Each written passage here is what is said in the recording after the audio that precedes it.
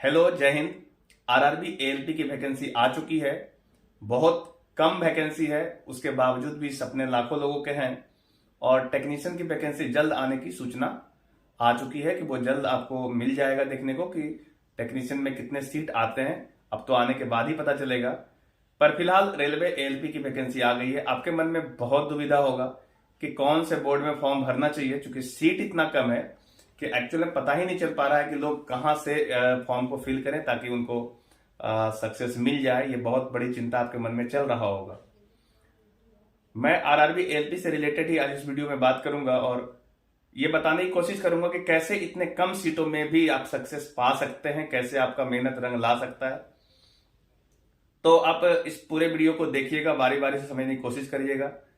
शायद आपको कुछ समझ में आए। साथ में मैं एक नोटिफिकेशन भी आपको दूंगा कि इसमें हम लोग क्या कर रहे हैं अभी। ठीक है, तो सबसे पहले सीट कम है तो क्या करें। हर बच्चों का एक अपना स्ट्रेटजी तैयार करना पड़ेगा, एक अच्छा रणनीति के साथ तैयारी करना पड़ेगा, तब जाकर के आप इतने कम सीटों में भी सक्सेस पा सकते हो। मैं ये नहीं कह रहा हूं कि बहुत ज्यादा 20-20 घंटे पढ़ने की जरूरत है, ऐसा नहीं है। पर एक आपकी स्ट्रेटजी होनी जरूरी है कि आप क्या पढ़ें, क्या छोड़ें, कितना पढ़ें, कैसे चीजों को तैयार करें, ज्यादा दिन तक आपको याद रहे, अच्छे से सबसे मतलब आपके जो स्कोर है वो ठीक हो सके, निगेटिव कम हो सके। इन सारी चीजों पे आपको ध्यान देना पड़ेगा, क्योंकि ऑब्वियस सी बात है सीट कम है। और ड्राइवर वाले वैकेंसी में आईटीआई के साथ में डिप्लोमा वाले और बीटेक वाले ही फॉर्म भरते हैं, तो ऑब्वियस थोड़ा बहुत कटअप ज्यादा जा सकता है। तो आपको एक अच्छे तरीके से तैयारी करने की जरूरत है, इसमें कहीं से कोई संदेह नहीं है। मैं शेखपुरा के अंदर क्या कर रहा हूं, और पिछले साल की अगर मैं थोड़ी सी बात करूं, जो पिछला वैकेंसी आपका 2018 में आया था, तो उस समय हम लोगों ने बहुत अच्छा कोशिश किया था। और मेरा अगर पर्सनल माने तो रेलवे के एग्जाम में एक अच्छा अनुभव रहा है, क्योंकि मैंने जब पिछले साल जो बैचेस लिए थे और उसमें बच्चों को तैयार किया था, तो तकरीबन 25 से ज्यादा बच्चों ने आराम से सिलेक्शन लिया था। लेकिन पिछली बार चूंकि सीट ज्यादा थी, पर अब सीट थोड़ा सा कम है। पर फिर भी मैं ये कहूंगा कि रेलवे के एग्जाम जो होते हैं उसमें मेरा अनुभव पर्सनली ठीक है। मैं अपना अनुभव काफी अच्छा फील कर रहा हूं, क्योंकि हम लोगों ने जो चीजें गेस किया था, जो चीजें सोचा था, एकदम एग्जैक्ट वैसे ही एग्जाम हुआ था। अगर जो बच्चा आप सिलेक्शन हो चुका है, अगर आप उनको जानते हो तो आप उनसे पता करके पूछ के देख सकते हो कि क्या हुआ था उस साल। ठीक है, फिलहाल अभी की हम बात करते हैं कि कैसे आप सक्सेस ले सकते हो। सबसे पहले मैं बात कर रहा था स्ट्रेटजी की, वो स्ट्रेटजी का डिस्कस करेंगे हम लोग। 5 फरवरी को हम लोग एक लक्ष्य एएलपी स्पेशल बैच लेके आ रहे हैं, जो आपका एएलपी एंड टेक्नीशियन को कवर करेगा। इस बैच का नाम है लक्ष्य एएलपी बैच।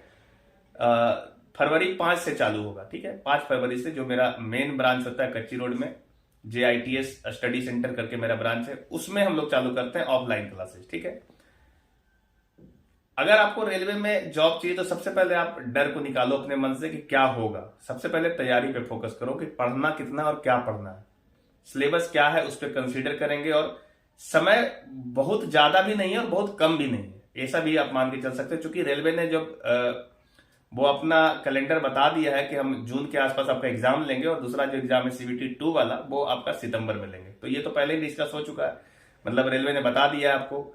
और जो आपका डीवी होगा, डॉक्यूमेंट वेरिफिकेशन वगैरह, दिसंबर में करेंगे। तो ये सारी चीजें हो चुकी है, तो आपके पास 5 महीने का टाइम पूरे बचा हुआ है सीबीटी 1 देने के लिए। ठीक है, सीबीटी 1 के क्या पैटर्न है, वो सारी चीजें फिर आप पढ़ेंगे या फिर आप दूसरे वीडियो में बताएंगे क्या पैटर्न है, कैसे करना है इसको।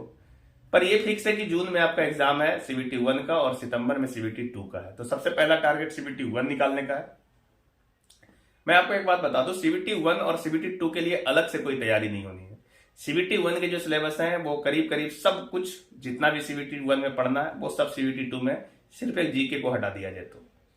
जीके सीबीटी 2 में नहीं रहेंगे, साइंस रहेंगे ज्यादा, पर वो साइंस सीबीटी 1 में भी आप पढ़ रहे हो। ठीक है, तो ये सारी चीजें आपका है। तो तैयारी एक ही साथ सब होना चाहिए। एएलपी की भी तैयारी साथ में ही होगा और टेक्नीशियन की भी तैयारी साथ में ही होगा, क्योंकि वही चीजें करीब करीब सब कुछ सेम है, एएलपी में भी और टेक्नीशियन में भी। कॉमन सिलेबस है, थोड़ा बहुत का फर्क आएगा, वो तो खैर अभी जब आएगा टेक्नीशियन की वैकेंसी तब देखेंगे क्या फर्क आता है। तो इस वीडियो के माध्यम से मैं ये बताने के लिए आया था कि रेलवे एएलपी संबंधित मैंने बताया लक्ष्य बैच 5 फरवरी को हम लोग स्टार्ट कर रहे हैं, जिसमें हम लोग डिस्कस करेंगे इसके सिलेबस को। हम लोग डिस्कस करेंगे कि कैसे एएलपी को टारगेट किया जाए और कैसे इस पे सफलता हासिल किया जाए। कोई भी एग्जाम किसी भी स्टार प्लेटफॉर्म पे और बड़े प्लेटफॉर्म पे सिर्फ पढ़ने से नहीं होता है। आपका एग्जाम आपके मेहनत पे डिपेंड करेगा, चाहे वो प्लेटफॉर्म कैसा भी हो। जैसे हम लोग एक छोटे से प्लेटफॉर्म पे काम करते हैं, एक छोटे सा जिला, अपना शेखपुरा जिला, इसमें ही काम करते हैं और इससे ही बच्चों का सक्सेस दिलाने की पूरी कोशिश करते हैं। इस बार भी हमारा यही अनुभव रहेगा, यही कोशिश रहेगा कि और बच्चों का सिलेक्शन यहीं से हो जाए। हम लोगों को जितना कोशिश करना है पूरी तरीके से पूरा 100% देने की कोशिश करेंगे। आप लोग भी अपने मन से तैयार हो जाओ और जितना जल्दी हो सकता है मुझसे जुड़ो। और बच्चे जो इस वीडियो को देख रहे होंगे, मैं उनसे ये जरूर कहूंगा कि आप वीडियो को जरूर शेयर कर दो एक बार, ताकि एएलपी से रिलेटेड जो शेखपुरा में बच्चे हैं जो तैयारी कर रहे हैं, और वो लोग भी हम लोगों से जुड़ लें जल्दी से। और 5 फरवरी वाला जो क्लास है उसको जरूर अटेंड करें। रजिस्ट्रेशन स्टार्ट हम लोगों ने कर लिया है। तो हम लोग क्या क्या चीजों पे काम करेंगे वो पहले समझना। सबसे पहले हम लोग जनरल साइंस पे काम करेंगे, क्योंकि जनरल साइंस एएलपी वाले एग्जाम के लिए एक अहम हो जाता है। पिछली बार भी अहम था, इस बार भी अहम रहेगा। और इसके साथ मैथ और रीजनिंग पे काम करेंगे। तो 3 सब्जेक्ट पे हम लोग काम करेंगे, जनरल साइंस पे, मैथ पे और रीजनिंग पे। बाकी जीके का और करंट अफेयर का क्या करना है वो लोग हम लोग ऑफलाइन क्लासेस जब स्टार्ट होगा तो उसमें ही डिस्कस करेंगे। साइंस में आपका जो है तीनों आता है, वो फिजिक्स, केमिस्ट्री और बायो है। और मैथ तो जो अर्थमेटिक है आपका, जो एडवांस है थोड़ा बहुत पोर्शन वो रहता ही है। और साइंस तो एक बहुत बड़ा रोल अपनाता है, खासकर फिजिक्स और केमिस्ट्री वाला जो पोर्शन है ना। बाकी रीजनिंग तो आपका है ही, जो कॉमन होता है वही है। तो बाकी चीजें हम ऑफलाइन क्लासों में बात करेंगे। ऑनलाइन हम लोग क्या करेंगे, तो ऑनलाइन हम आपके प्रॉब्लम को सॉल्व करेंगे। जैसे अगर जो सवाल आप ऑफलाइन में नहीं कर पा रहे हो, या फिर कोई प्रैक्टिस के दरमियान आपको दिक्कत आ रहा है, कोई ऐसा चीज जो आपको नहीं समझ में आ रहा है, तो उसको हम लोग ऑनलाइन डिस्कस करेंगे। ऑनलाइन एक हेल्प सेवा है, कहीं भी कोई भी बच्चा कभी भी पूछ सकता है। तो हम लोग अपने चैनल पे, जो हमारा JITS स्टडी सेंटर करके चैनल है, उस चैनल पे हम लोग डिस्कस करेंगे।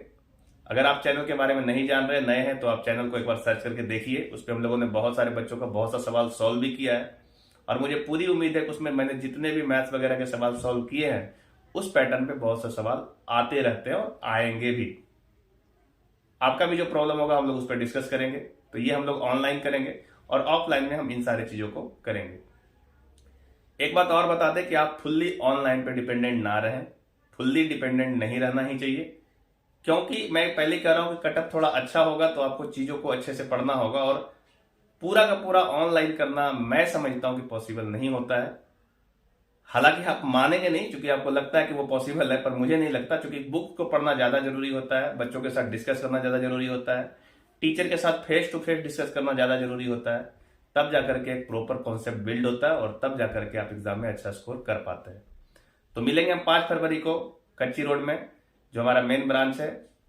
वहां पे आप आकर के, हमारा जो फोन नंबर है वो स्क्रीन पे दिख जा रहा होगा, आप वहां से ले लीजिए, वहां से कॉल करके भी आ सकते हैं। तो आज के लिए इतना ही, हम मिलेंगे अगले वीडियो में। तब तक के लिए जय हिंद।